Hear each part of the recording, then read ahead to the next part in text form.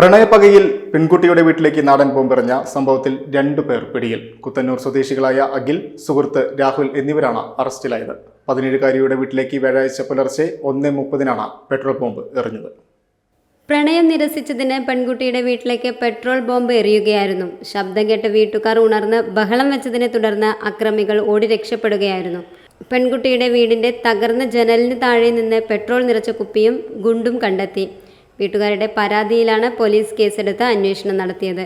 പെൺകുട്ടി പ്രണയം നിരസിച്ചതാണ് അഖിലിനെ പ്രകോപിതനാക്കിയത്. യൂട്യൂബ് നോക്കിയാണ് പെട്രോൾ ബോംബുണ്ടാക്കാൻ പഠിച്ചതെന്ന് യുവാക്കൾ പോലീസിനോട് പറഞ്ഞു.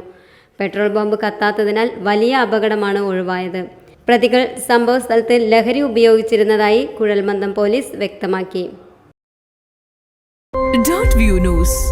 കാഴ്ചകളാണ് ലോകം, കണ്ടു തുടങ്ങുക. ആരോഗ്യത്തോടെ ഇരിക്കാം. മികച്ച പരിചരണം ഞങ്ങളുടെ ഉറപ്പ്.